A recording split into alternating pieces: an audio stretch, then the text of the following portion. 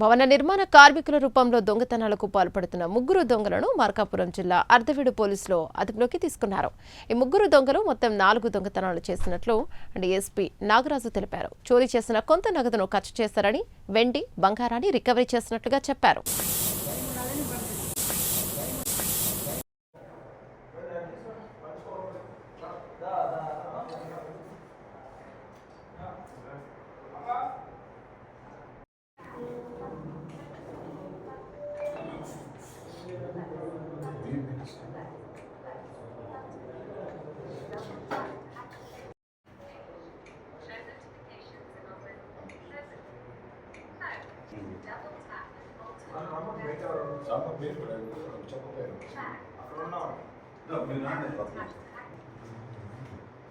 మిగతాయి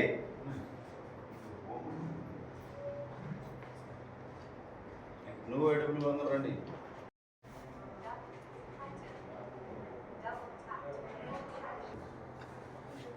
రండి మిగతా రండి నాగరాజు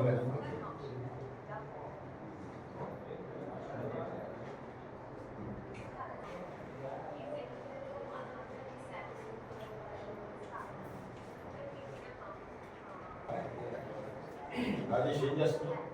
సరే బందోబస్తు మొత్తం మాట్లాడు సార్. నలిగిపోతున్నాడు వాడు. వెంకటరెడ్డి ఏం చేస్తున్నాడు?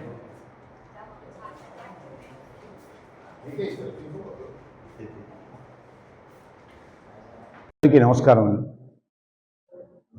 ఈ మధ్య రీసెంట్ పాస్ట్లో మనకి గన్నేపల్లి అనే ఊర్లో కనుమల సురేష్ అని వాళ్ళ ఫ్యామిలీ మెంబర్స్ 10వ తారీఖు శ్రీశైలంలో ఏదో పని ఉందని ఒక ఫంక్షన్కి వెళ్ళారు.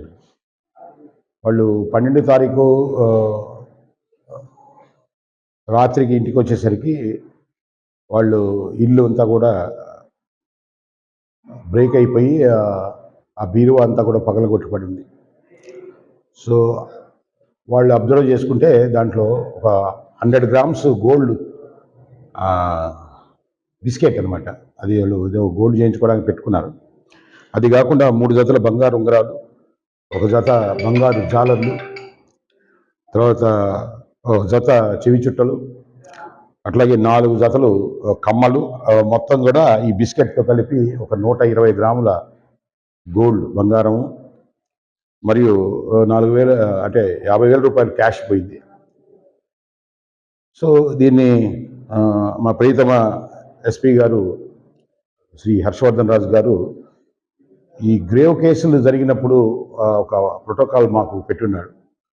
సో ఏదైతే జరిగిందో ఆ టైంలోనే మేము సబ్ డివిజన్లో ఉండే టీములు కానీ ఆఫీసర్స్ని అందరినీ కూడా పులప్ చేసి, సో ఎక్కడో రిమోట్ ఏరియాలో జరిగిన దాని మీద సో నేను కూడా ఆ రోజు నేరస్థలానికి రావడం జరిగింది.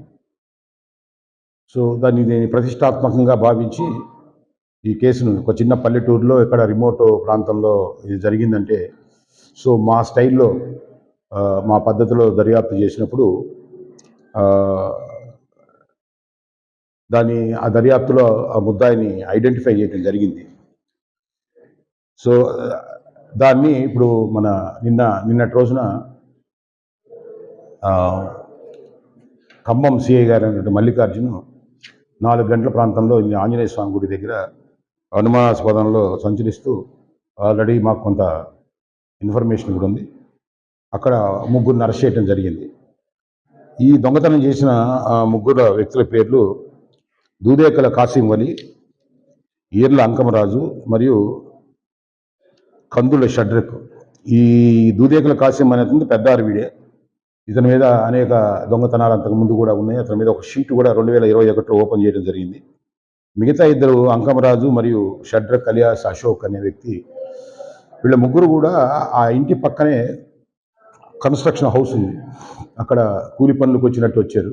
దాంట్లో ఎవడైతే ఈ దూదేకల కాసిం వలి ఉన్నాడో వాడికి నేర చరిత్ర ఉంది కాబట్టి, సో ఆ ఇంటి పక్కనుండే తాళం వేసి ఉన్న దాన్ని గమనించేసి దానికి దొంగతనం చేయాలని వీళ్ళిద్దరు సహాయం కూడా తీసుకొని ఆ ఇంటి వెనక వైపు నుంచి ప్రవేశించి అశోక్ అలియా షడ్రక్ అనేవాడిని ఇంటి ముందు కాపలా పెట్టి అక్కడుండే ఆపరేటర్స్తోనే మొత్తం పగలగొట్టి బీరువాని ఆ బీరువాలో నేను చెప్పినటువంటి ఆ, నగలు దాదాపు 120 గ్రాముల బంగారం మరియు 50,000 రూపాయలు క్యాష్ తీసుకోవడం జరిగింది.